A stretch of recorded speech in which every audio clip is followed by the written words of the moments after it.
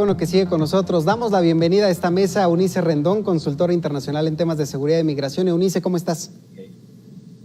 Hola, muy bien, Alejandro, buenas noches. Bueno, sorprende el anuncio, no sé cómo lo veas tú, llega tarde, sobre todo por el contexto de violencia que vive México, que no es de ahorita.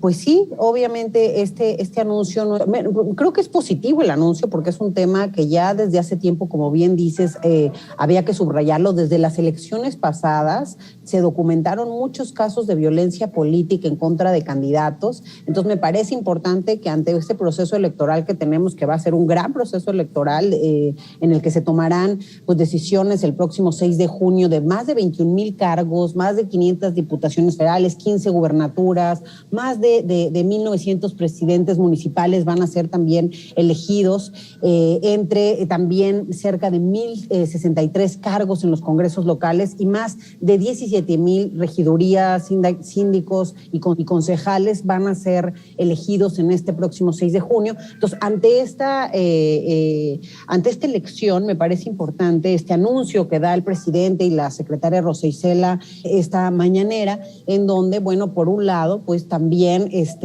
buscan prevenir y sancionar esta violencia en contra de candidatos, además pues hacer un llamado a los partidos políticos, a la gente que está metida en este contexto político, a las autoridades electorales, para que también los candidatos cumplan con los requisitos de la ley y también pues mesas de trabajo entre las diferentes instancias, incluida la seguridad y protección ciudadana, para que pues pueda cuidarse el proceso. Y también esto muy de la mano, y va a ser muy importante, Alejandro, que se trabaje con las entidades federativas y que se haga justamente énfasis en estas medidas de protección para los candidatos, porque como bien dices, no es nuevo. En el proceso anterior tuvimos muchos incidentes de violencia política, algunos de estos que terminaron, como hemos visto también en estos días, en muerte de candidatos, ¿no? Sí. Y también en otro tipo de agresiones. Entonces creo que hay varios temas que trabajar, y eso sí, en esa parte sí creo que le faltó quizá mencionar algunos otros puntos al presidente en la mañanera. Por un lado, todo el tema de violencia política de género, que también lo hemos visto de manera reiterada,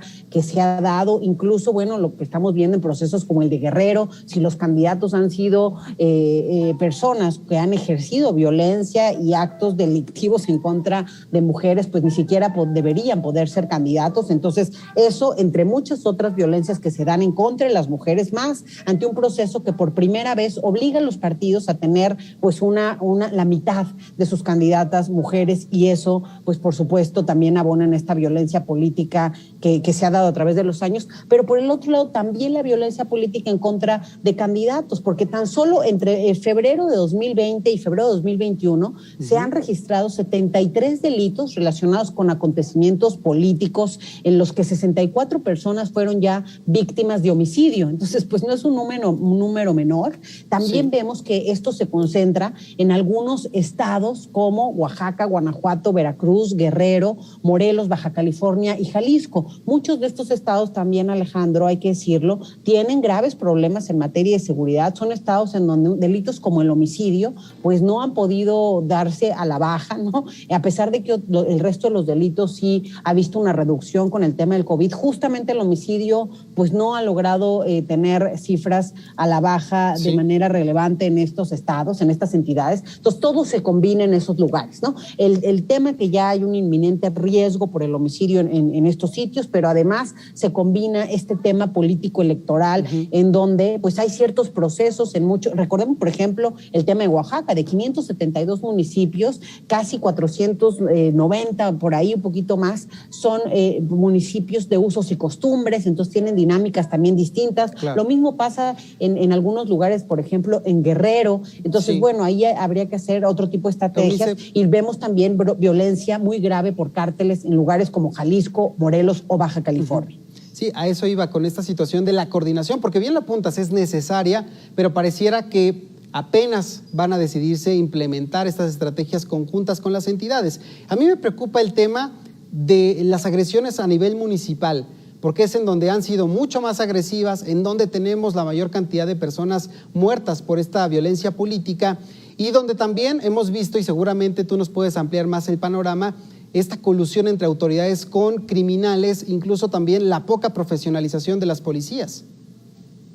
Sí, creo que todo esto que mencionas, Alejandro, es muy importante en el tema porque se conjugan estos factores de riesgo. Es decir, por un lado, la necesidad de contar con policías locales cada vez pues, más capacitados, con mayor fuerza de tarea, y eso pues estamos lejos de ello. Hay un modelo nacional de policía impulsado por la Federación, pero que desafortunadamente, como sabes, pues lo dejaron sin recursos al quitar el Fortaseg, que era justo los recursos que había para la seguridad municipal, y eso desapareció del presupuesto el 2021.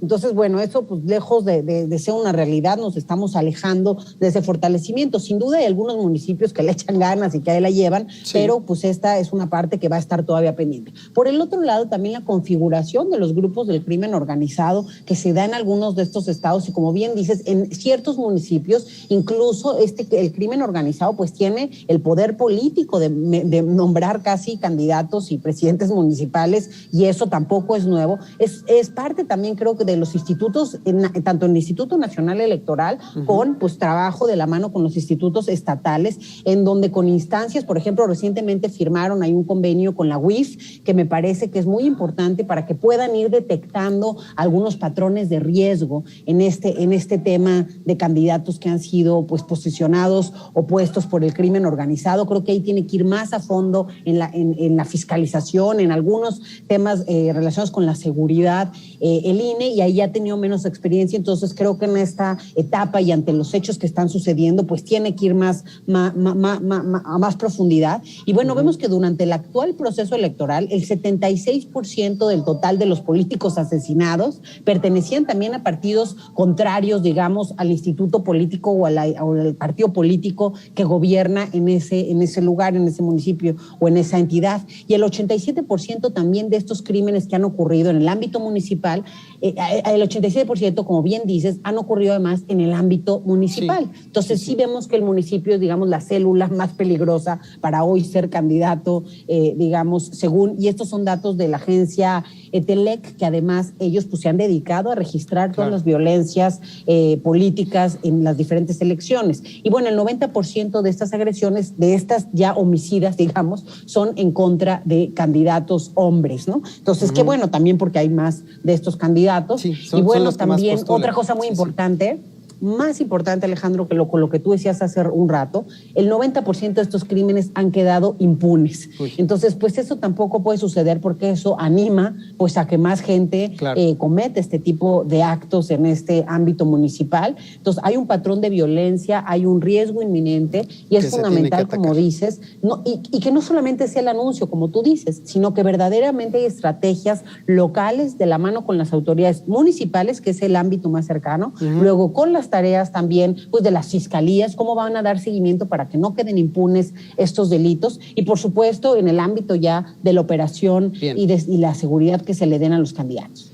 Eunice Rendón, te agradezco mucho estos minutos aquí en Mega Noticias TVC. Platicaremos en unos meses seguramente para ver qué tan bien le salió la jugada del gobierno federal. Por lo pronto es positivo el anuncio. Te agradezco el reporte. Muchas gracias, Alejandro. Hasta luego. Buenas noches. Gracias, buenas noches. Mire, pasemos a esto porque José Luis Arcos González, el Palomo, que además era precandidato por el partido Morena a la alcaldía del municipio de Aztlán, allá en Veracruz, denunció en redes sociales